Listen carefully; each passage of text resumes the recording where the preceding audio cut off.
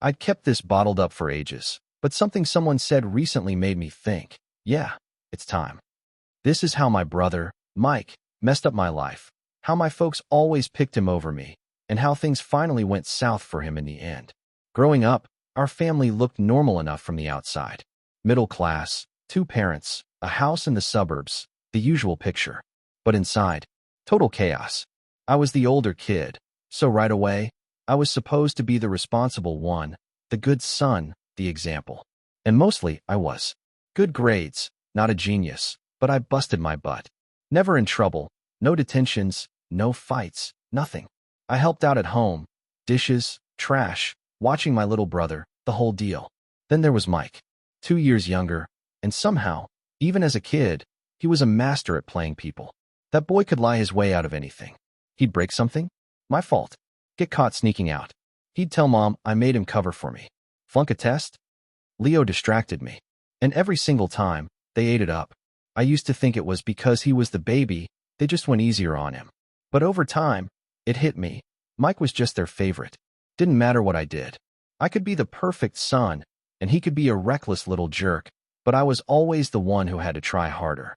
And it wasn't just that they believed his lies. They actually thought he was better than me. Mom was always comparing us. Why can't you be more like Mike? He's so friendly and charming. Yeah, Mom, he's also a total liar. And Dad? He didn't say much, but when he did, it was always disappointment aimed my way. You're older. You should be more mature. You mean I should just let Mike walk all over me? Mike wasn't just their favorite. He was untouchable. The shift. By the time I turned 16, I'd given up trying to impress them. I didn't become a rebel or anything. I just stopped trying, stopped expecting them to listen to my side, stopped thinking I'd ever get a fair shake, stopped believing I'd ever be enough, no matter what I did. I started keeping to myself. Got a part-time job after school, so I wouldn't have to be home as much. Spent more time at the library, studying, or just losing myself in books. And Mike? He was living the high life. Sneaking out at night, coming home drunk or high, swiping cash from Mom's purse, Dad's wallet, even my room. Hanging out with the worst kind of people. But of course, none of that was a problem because Mike was the golden boy and me. I was just the scapegoat. And as much as I thought I could handle it, I had no clue how much worse things were about to get. The lie that broke everything. By 16, getting blamed for stuff I didn't do was just normal. Mike screws up, Leo takes the hit. Mike gets caught. Leo was the bad influence. Mike needs someone to blame, Leo's right there. I hated it, but I'd learned to live with it. Until the day Mike did something so insane, so unforgivable, it completely wrecked my life. The perfect crime. Mike had been stealing for months. At first, it was small stuff, taking money from Mom's purse, Dad's wallet, little things from stores, just to see if he could get away with it. But then he got cocky, started hanging out with older, scummy kids. They pushed him into bigger stuff, shoplifting, picking pockets, even breaking into cars. And then they broke into a neighbor's house. I had nothing to do with it. I wasn't even home when it happened. But when the cops showed up at our door, guess who took the blame? Mike's masterpiece, framing me for a crime I didn't commit. I walked in from school that day and knew something was wrong. Mom and Dad were in the living room. Mom looked like she'd been crying. Dad had his arms crossed, jaw tight. And Mike? He was sitting there, all small and scared, like he was the victim. That's when Dad threw my backpack on the floor. What the heck is this, Leo? Confused, I looked down, picked up my bag, opened it, and my stomach dropped. A gold bracelet, a couple of watches, cash still in an envelope. I looked up at them, heart pounding. What in the world is this? This isn't mine. Don't lie to us. Mom screamed. Dad shook his head.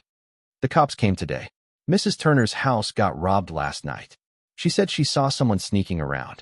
Guess who matched the description? I turned to Mike. He wouldn't even look at me. Mike, tell them I didn't do this. He just stared at the floor, playing his role like he deserved an Oscar.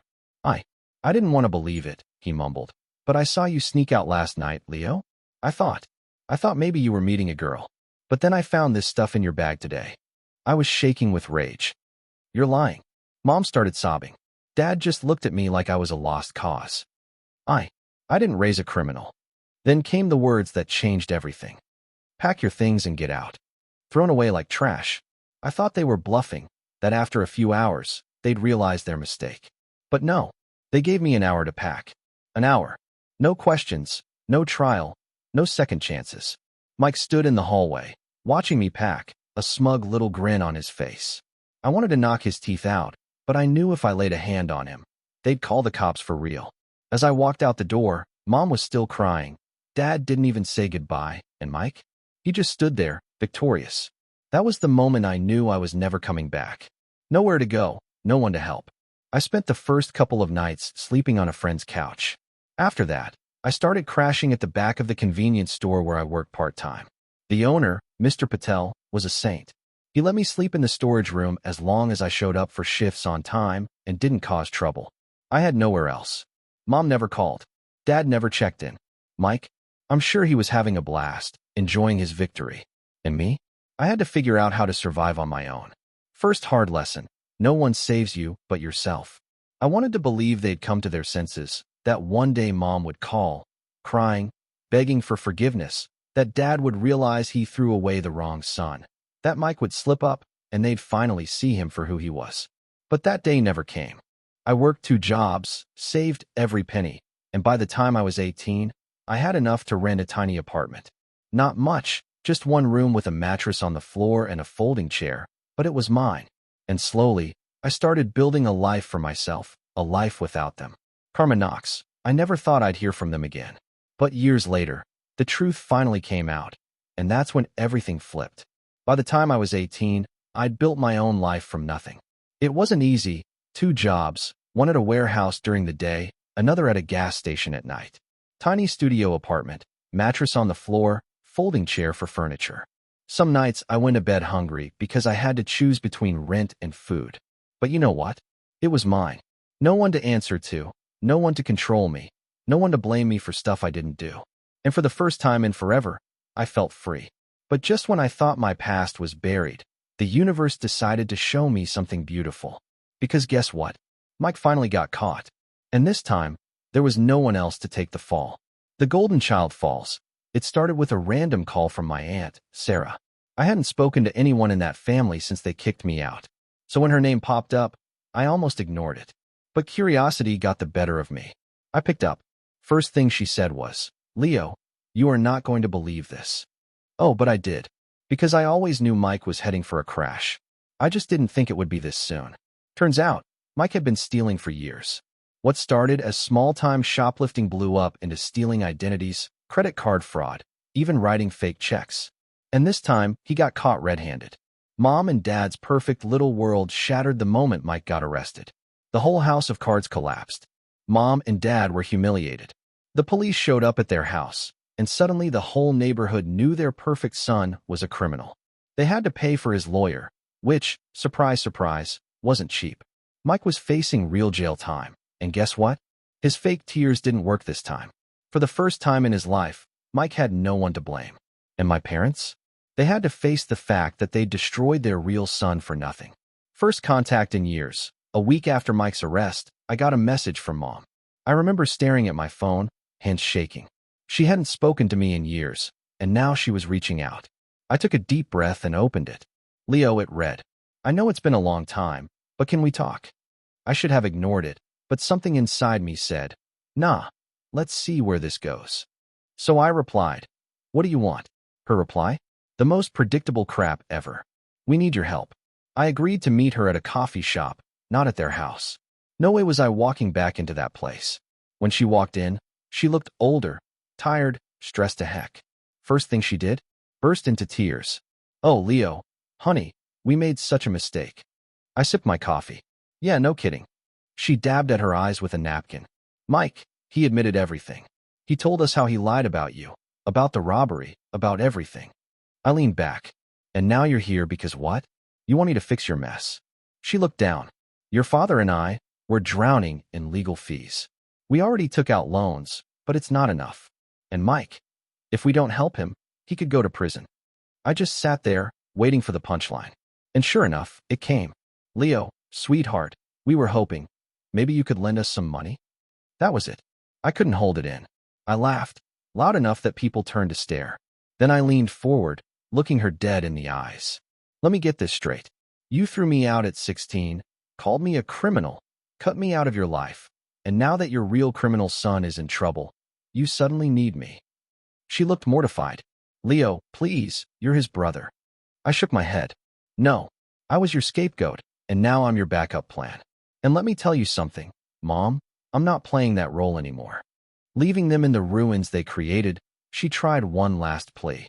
"If we don't get the money, we could lose the house." I took a deep breath, then looked her straight in the eyes and said the words I'd been waiting years to say.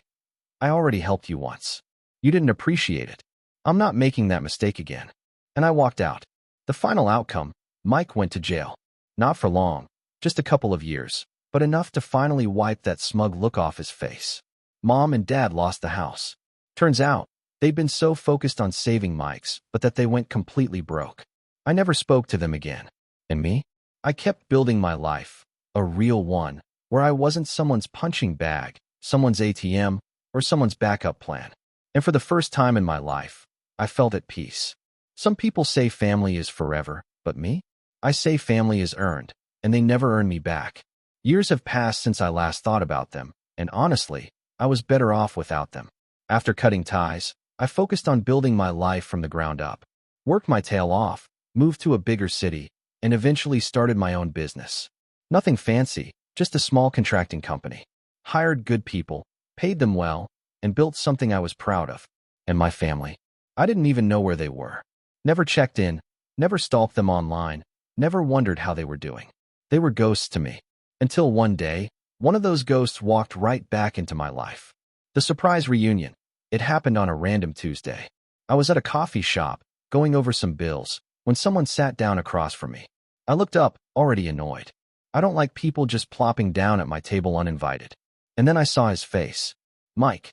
Older, rougher, different. His cocky golden boy smirk was gone. His once perfect looks tired and worn. His fancy clothes were replaced with cheap thrift store stuff. For a second, I just stared, processing the fact that he was actually here. Then he smiled, like nothing had happened. "Long time no see, big bro." His sob story. I leaned back in my chair. Didn't realize we were still calling each other that. Mike chuckled, rubbing the back of his neck like this was some awkward high school reunion. "Look, man, I know we haven't talked in a while." A while. Like he just forgot that the last time we spoke, he'd framed me for a crime and gotten me kicked out of my own house. I folded my arms. "What do you want, Mike?" He sighed, shaking his head. "Look, I messed up. I know that. Prison, it changed me, man. I had time to think, to reflect, and I just want to fix things." I stared at him, waiting for the catch. And sure enough, it came. "I heard you got a business now. I was hoping maybe you'd give me a shot. Help me get back on my feet." I couldn't help it. I laughed. "You want me to hire you? Seriously?" Mike nodded, putting on his best humble face. "Come on, man. We're brothers. Blood is blood, right?" I set my coffee down and looked him dead in the eye. "Blood was never the problem, Mike. It was you." His smile flickered. "Come on, man. You can't still be mad about all that old stuff. We were kids." I leaned forward. "You weren't a kid when you stole from Mom.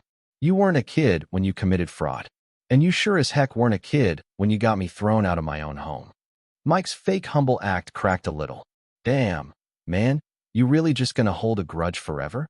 I grabbed my coffee and stood up. "Mike, I don't hold grudges. I just don't make the same mistake twice." I turned to leave. That's when he snapped. The real Mike showed up. "You're still a freaking selfish prick, you know that?" I stopped, turned around. The fake nice guy act was gone. There he was, the real Mike I knew. "I knew you'd still be the same arrogant piece of trash." I just shook my head. "No, Mike. I don't think I'm better than you. I just know I'm not stupid enough to trust a thief." He scoffed. "You, Leo? You think you're some big-shot businessman now? You're just a bitter loser who doesn't know how to let go." And with that, he stormed out. No goodbye, no thanks for meeting, just a temper tantrum from a grown-up man. Classic Mike. I sighed, sat back down, and reached for my bag. That's when I noticed something. My wallet was gone. People don't change. I froze, checked under the table, my pockets, the chair. Nothing. I ran outside, scanning the street. Mike was already gone. And then I just started laughing. Full on, can't believe this crap laughing. Because at that moment, I realized something. Mike never changed. Not in prison, not in all these years, not after losing everything. He was still the same piece of trash he always was. And I had almost Almost let myself believe he could be different. Good thing I never make the same mistake twice. The final goodbye. I canceled my credit cards, replaced my wallet, and went on with my life. I never heard from Mike again. Didn't check up on him. Didn't wonder where he went. I was done. Because some people, they don't deserve second chances. And now, Mike had no more people left to use. Final thoughts. People love to say everyone deserves a second chance, but I don't buy it. Because some people, they'll take that second chance and steal your freaking wallet while you're handing it to them.